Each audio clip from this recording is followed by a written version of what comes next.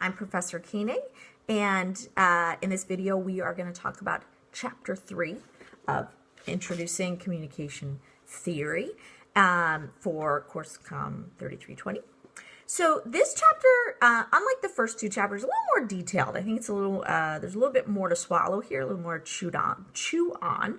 But it starts off thinking about and discussing theory. Why do we have theories? What's the purpose of theory? What is a theory? What even is a theory? And the textbook defines theorizing as a formalized extension of everyday sense-making and problem-solving.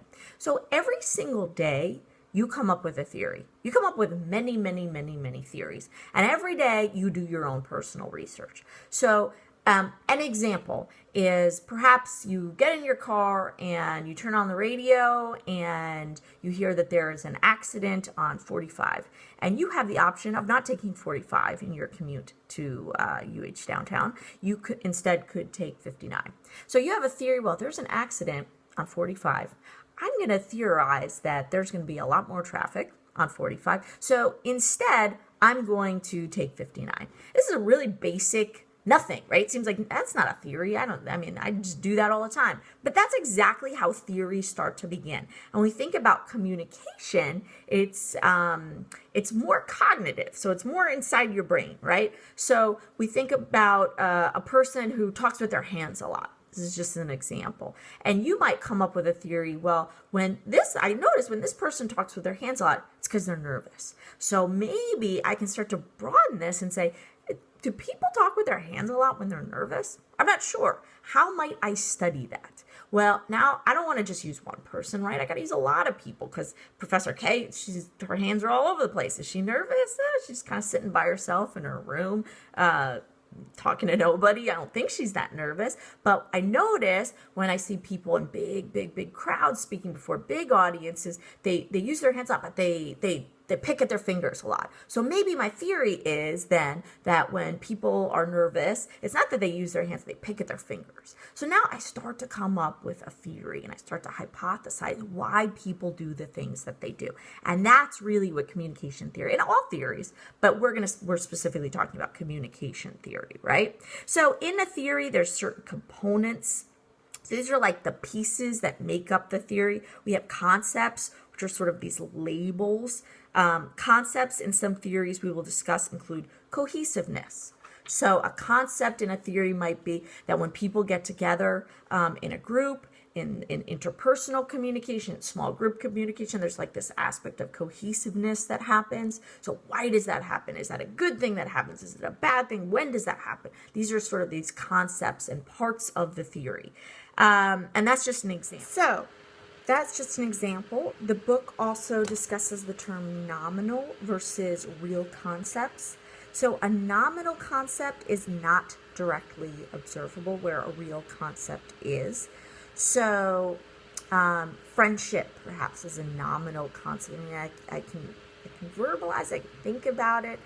Love is a nominal concept, but a real concept is I can sit there and watch it. So if we use our example of cohesiveness, I sit back as a researcher, I watch these two groups, and I notice that this one group, well, they're very cohesive. There's 3 people in the group, and they are around the same age. They seem to get along really well. And then I sit back as a researcher, and I watch a second group, and I see that this group, they're not jiving so well. And then I start to notice, well, one's in their 60s, and one's in their 30s, and one's in their 20s, and one's maybe a teenager. And so from a researcher's perspective, I start to come up with a theory. Well, oh, wow, in small group communication, maybe a real concept is age is a contributing factor towards cohesiveness.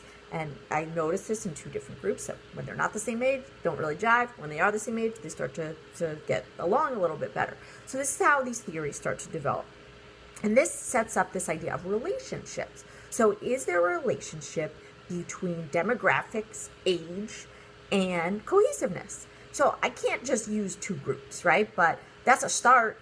And now I say, okay, I have this idea. I got this theory. I'm going to look at 5, 10, 15 groups, and I'm going to sit back and I'm going to watch as groups get together. And I want this to be fair.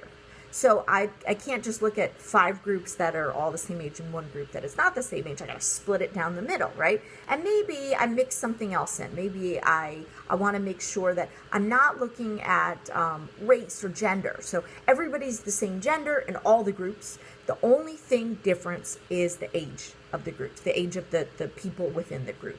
And so now I can start to look for validity, and we'll get to that term in just a minute. But I need to first think, well, what's my goal? Who cares? Why do I care? Well, if I am running a corporation and I want cohesiveness within my organization, shouldn't I care? Shouldn't I say, hey, maybe I need to, when I put groups together, maybe everybody needs to be the same age if I want cohesiveness. Or maybe I don't want cohesiveness in my groups if I'm a leader of an organization or a big corporation. Maybe I don't want them to be best friends. I want them just to work.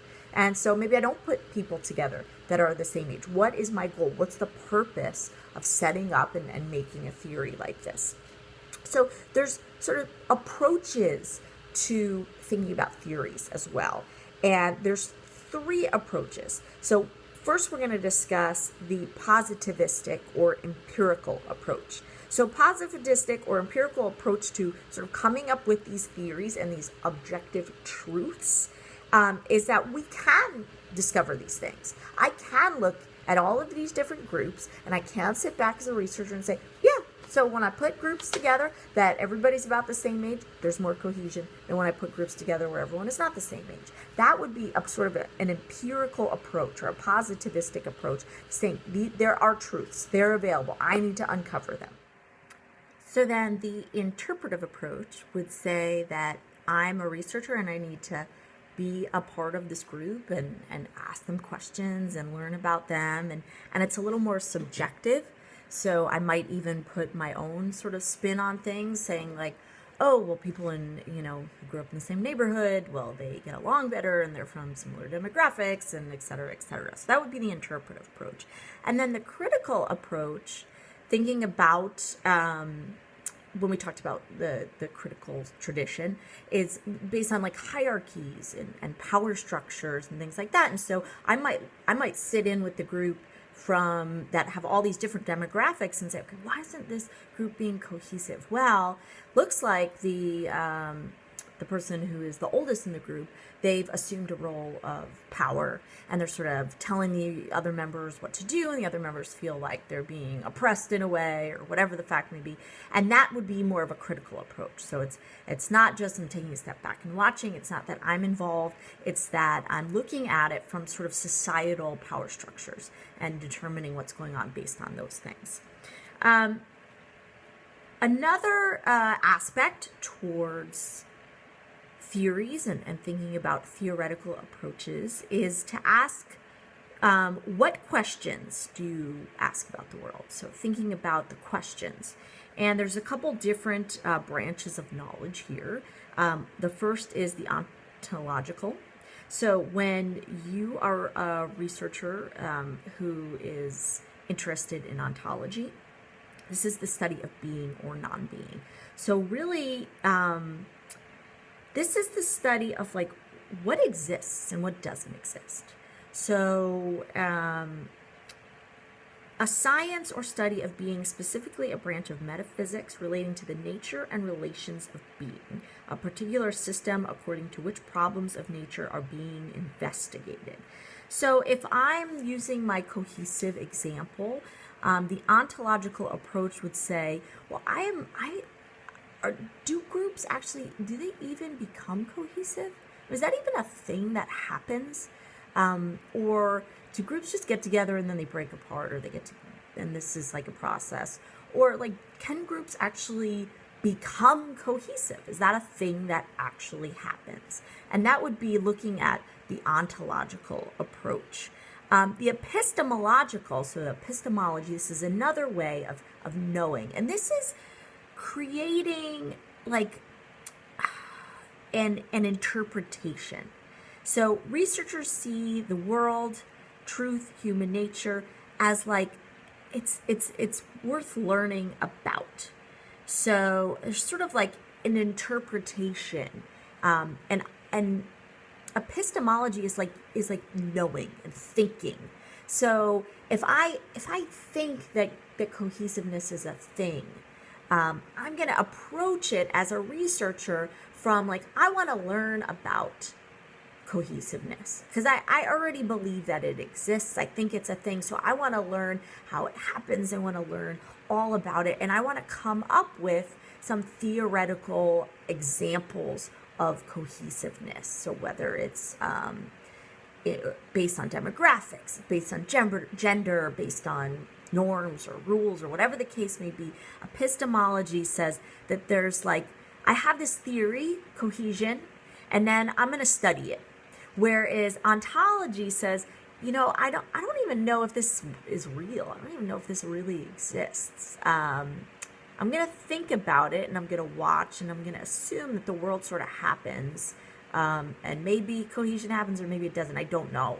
Whereas epistemology says, yeah, I think it does happen, and now I'm going to study it. Or I watched this for a while, so I have some evidence, and I see this, and I see that cohesion does happen.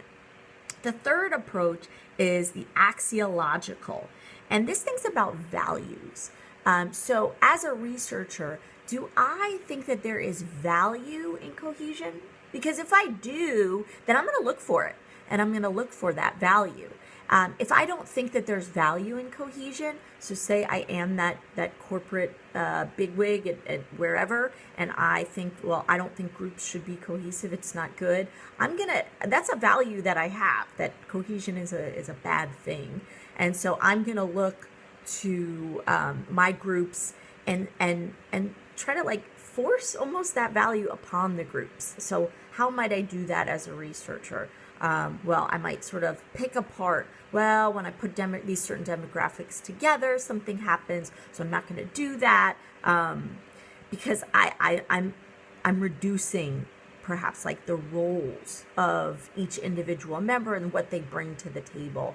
And if I can sort of put my own values on that, or put the values of one group member on my approach to cohesion, I'm just going to look at the world differently. And so these three sort of approaches to knowing, it's not easy to swallow, and it takes a lot more than just my little basic example of cohesion, I think, to really understand them. And as we go through the textbook, it's going to make more sense. So if you're kind of like, I'm not sure what you're talking about just yet, Professor Koenig, that's okay.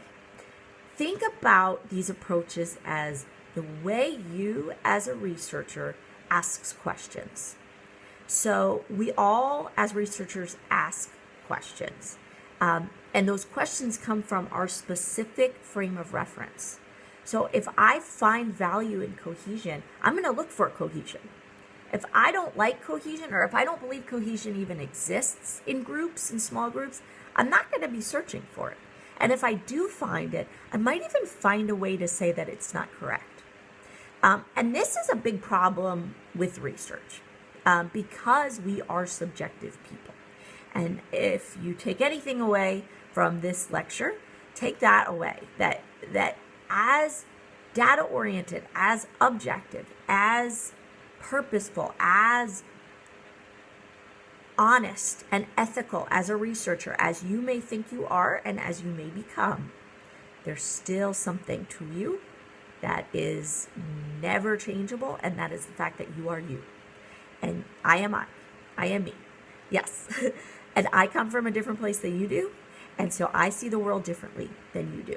And these approaches to knowing are sort of rooted in our frames of reference. The next section in the book is really how we sort of go about those ways of knowing and how we approach those ways of knowing, how we explain. The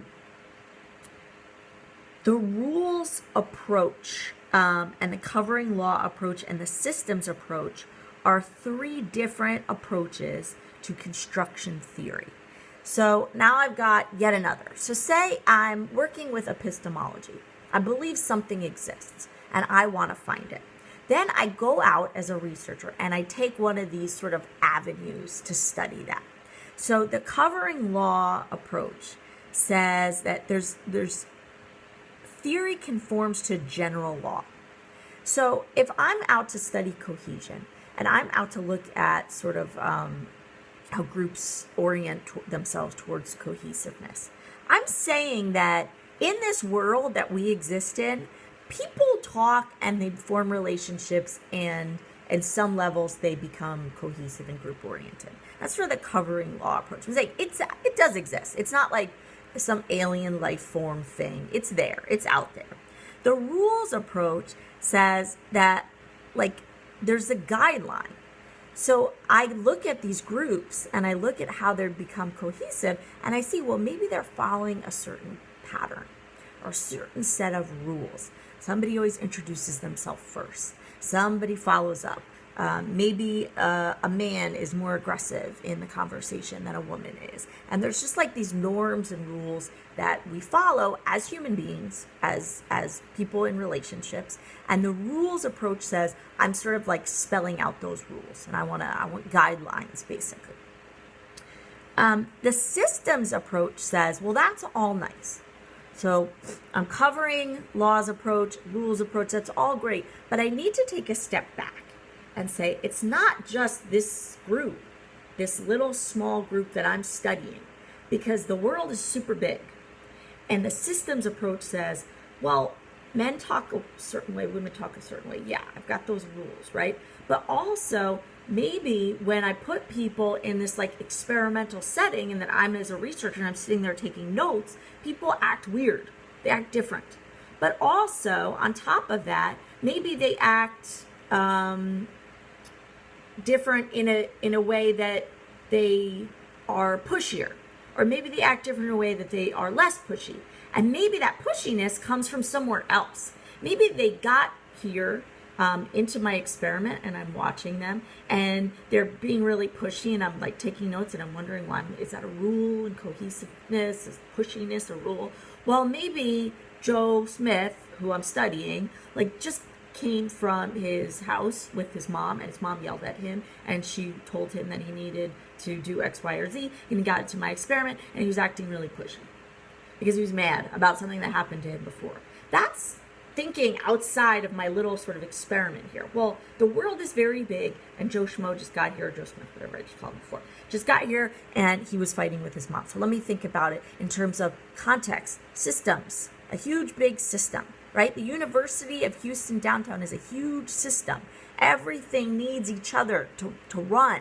So Joe Schmo, who just came into my group, he needs that stuff that he came from his house where his mom yelled at him, and their relationship, he brings all of that with him. He's not just an isolated like stick figure who I put in an experiment. The systems approach is the world is big and it's whole, and I need to think about how all the pieces are connected.